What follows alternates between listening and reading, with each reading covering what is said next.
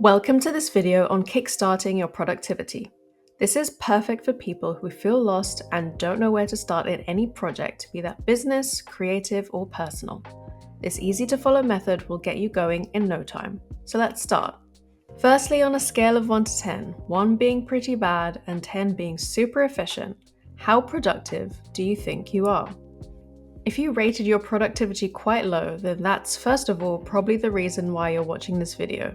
But there are maybe some things holding you back from being productive or just getting started at all. So first, let's make a helping versus hindering list. This is to help you get a realistic view of your working mindset and the actual obstacles you face.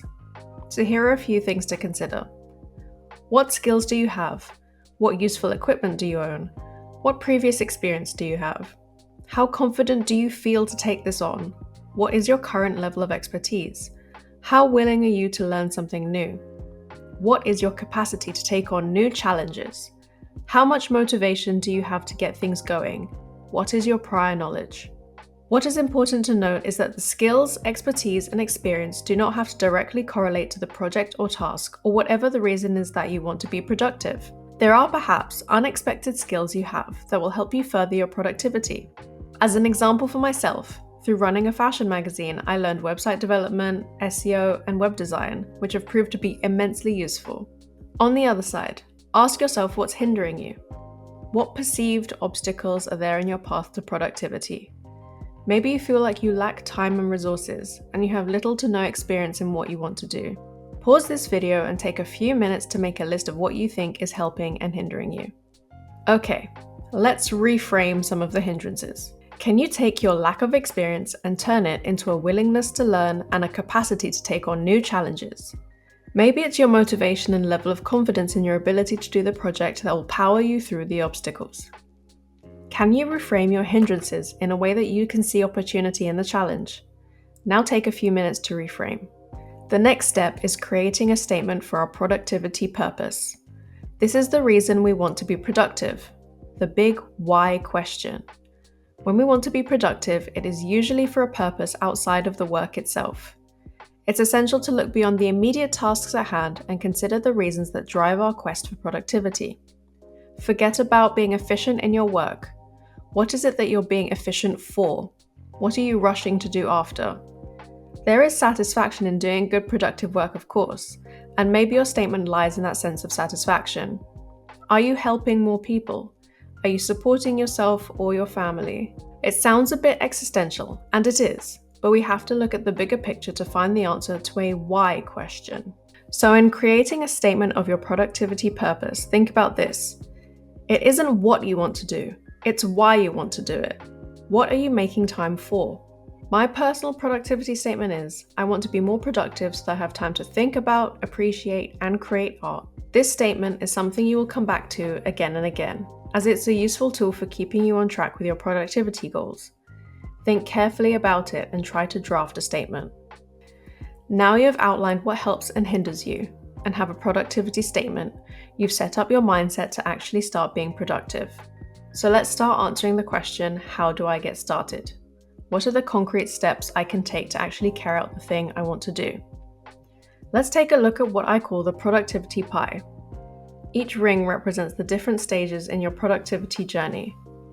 As we go deeper into the pie, you'll gain more and more understanding of what it is you want to do and how you need to go about it.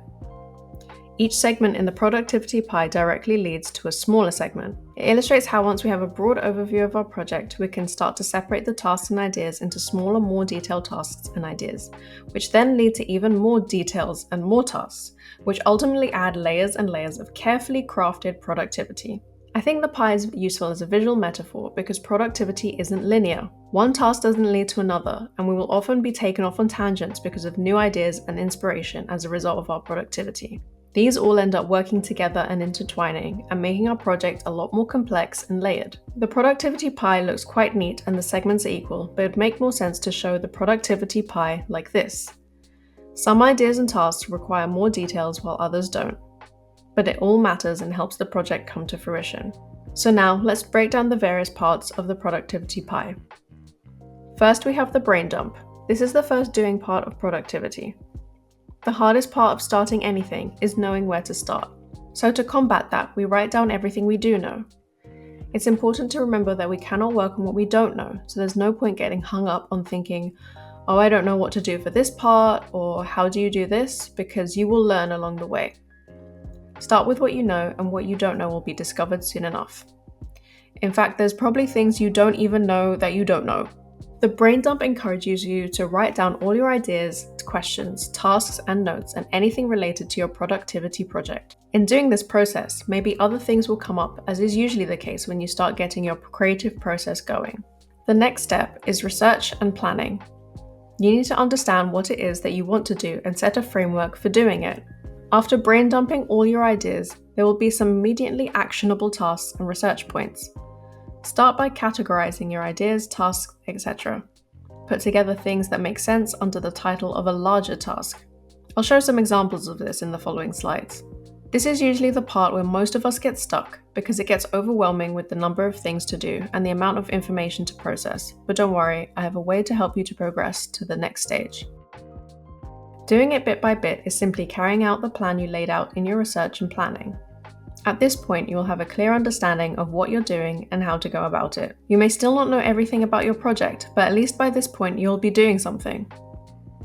The final stage is the nitty-gritty. This part can be where you get bogged down in the details of a project, which may end up hindering your progress, so make sure to step back and look at the bigger picture from time to time to ensure that what you're doing is helpful and that you're being efficient. Today, we'll be focusing on the first two stages of productivity, the brain dump and research and planning. By the end of this video, you will have entered the doing phase of productivity. The brain dump.